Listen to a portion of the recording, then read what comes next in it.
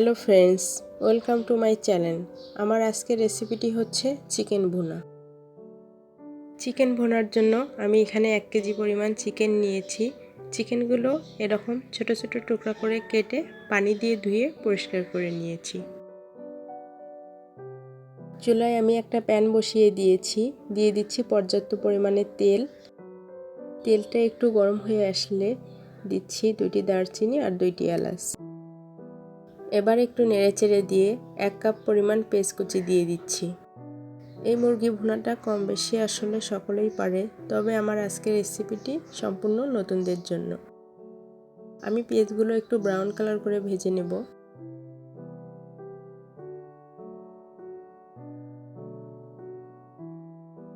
পেঁয়াজগুলো ভাজতে ভাজতে অনেকটা ব্রাউন কালার চলে আসছে। আমি এখানে সামান্য পরিমাণ পানি দিয়ে দিচ্ছি। এবার আমি শুকনো উপকরণগুলো দিয়ে দিব।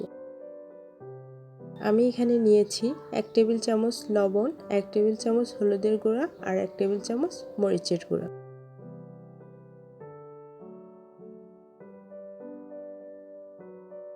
দিয়ে দিচ্ছি 1 চামচ আদা রসুন বাটা আর 1 চামচ জিরা বাটা।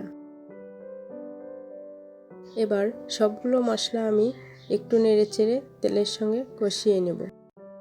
মশলা কষানোটা যত বেশি ভালো হবে, মুরগি মাংসের স্বাদটাও তত বেশি বেড়ে যাবে। মশলাটা কষানো হয়েছে, এবার আমি মুরগির মাংসগুলো দিয়ে দিচ্ছি। মুরগির মাংসটা আমি মশলার সঙ্গে নেড়েচেড়ে দিয়ে ভালোভাবে মিশিয়ে নিচ্ছি। আমি এখানে মুরগির মাংসটা বেশিক্ষণ সময় ধরে রান্না করব না। বেশিক্ষণ সময় ধরে রান্না করলে এর স্বাদটা নষ্ট হয়ে যায়। এবার ঢাকনা দিয়ে ঢেকে 5 মিনিট কষিয়ে নেব। আমি মুরগির মাংসে কোনো প্রকার পানি ব্যবহার করব না, তবে অনেকটা পানি মাংস থেকে বেরিয়ে আসবে। ফিরে আসলাম 5 মিনিট পর। দেখতেই পাচ্ছেন মাংস থেকে অনেকটা পানি বেরিয়ে আসছে, আর এই পানি দিয়ে আমি সম্পূর্ণ রান্নাটা কমপ্লিট করব। আবারও একটু ভালোভাবে নেড়েচেড়ে দিয়ে মিশিয়ে নিচ্ছি। এখানে সম্পূর্ণ রান্নাটা আমি হাই হিটে করেছি। বেশ কিছুক্ষণ নেড়েচেড়ে দিয়ে আমি আবারও ঢাকনা দিয়ে ঢেকে 8 থেকে 10 মিনিটের জন্য রান্না করব।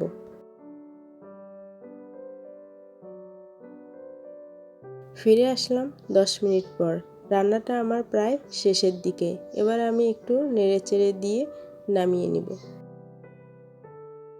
চিকেন ভুনাটা আসলে কম বেশি সকলেই পছন্দ করে থাকেন।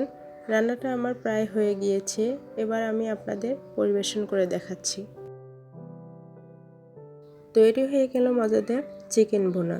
তবে আমি খুব সহজভাবে রেসিপিটি আপনাদের সাথে শেয়ার করেছি। যদি আমার রেসিপিটি ভালো লেগে থাকে তাহলে অবশ্যই আমার চ্যানেলটি সাবস্ক্রাইব করবেন। আজ এ পর্যন্তই। আল্লাহ হাফেজ।